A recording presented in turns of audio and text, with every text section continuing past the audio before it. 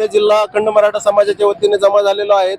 इथे ज्या प्रकारे विधानसभेत सुरेश अण्णा धस यांनी मागणी केली होती की या प्रकरणातला मास्टर माइंड अतिशय निगृण प्रकारे हा खून केलेला आहे, याचा मास्टर माइंड पकडला पाहिजे आणि तो आज शरण आलेला आहे CID ला।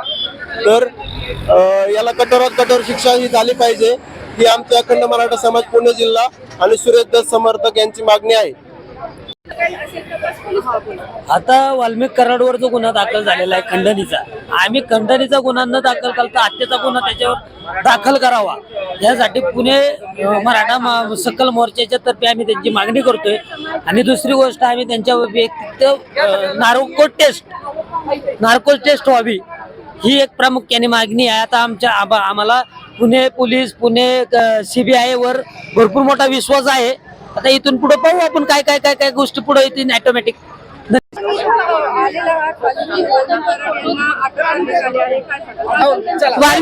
वाल्मिक कराड यांना मी पकडते राहील। वाल्मिक कराड यांना कठोरात कठोर शिक्षा व्हावी। आज जे काही बीड परभणीमध्ये जी दहशत आज माजवण्याचं काम त्यांनी आणि त्यांच्या लोकांनी केलेलं आहे हे कुठेतरी संपुष्टात यावं। आज आमच्या मराठा समाज बांधवाची जी निर्घृण हत्या झालेली आहे, तर ही निर्घृण हत्या आणि त्यांच्या जे काही त्यांचे साथीदार आहेत यांना लवकरात लवकर अटक व्हावी ही आमची विनंती। तर वाल्मिक कराड या ठिकाणी सरेंडर झाला असं आम्हाला कळलं, पण आमचे एक म्हणणं आहे की आरोपी आहे त्याला आरोपी सारखीच वागणूक द्या, VIP स्टेटमेंट देऊ नये कुणाला। कारण का आता वाल्मिक कराड म्हणतात की मी या गुन्ह्यामध्ये माझा काही संबंध नाहीये, की मी नव्हतो, सकाळी त्यांनी स्टेटमेंट दिलं।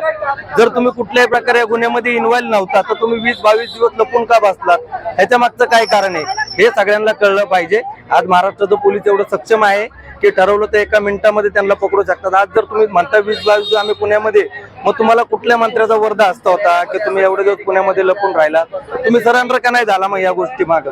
एवढीच मागणी की यांना VIP स्टेटमेंट करून आरोपीवर 2 ते 3 दिवस पुण्यात असल्याचा दावा केला जातो, 2-3 दिवस पुण्यामध्ये होते तर होते कुठं? का नाही सरेंडर झाले ते पुण्यामध्ये? आज तुम्ही अचानक म्हणजे आज स्वतः आता म्हणतायत की वाल्मिकी तुमच्या देशमुखांच्या मारेकऱ्यांना फाशीची शिक्षा झाली पाहिजे। आता काय कसं आहे माहितीये का, आज जर मी गुन्हा केलाय आणि गुन्हा केला असताना मी त्याच ठिकाणी जर सरेंडर झालो असतो तर मी साव होतो, पण मी गुन्हा करून लपून 20-22 दिवसानंतर ना अटक होतो। म्हणजे याचा अर्थ काय होतो की मी केलेल्या गुन्ह्याचे पुरावे नष्ट केलेत ना, मी ते पुरावे नष्ट करून मी आता पोलिसांसमोर येतोय।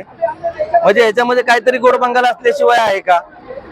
फडणवीस साहेब यांची आणि धनुभाऊची भेट झाली आणि त्याच्यानंतर दुसऱ्याच दिवशी हा सरेंडरचा जो हे झाले त्याच्यात आम्हाला शंका वाटते।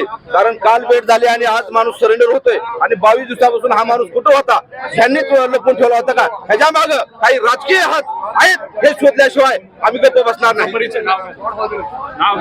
माझं नाव विजय कारकर, छावा मराठा संघटना पुणे।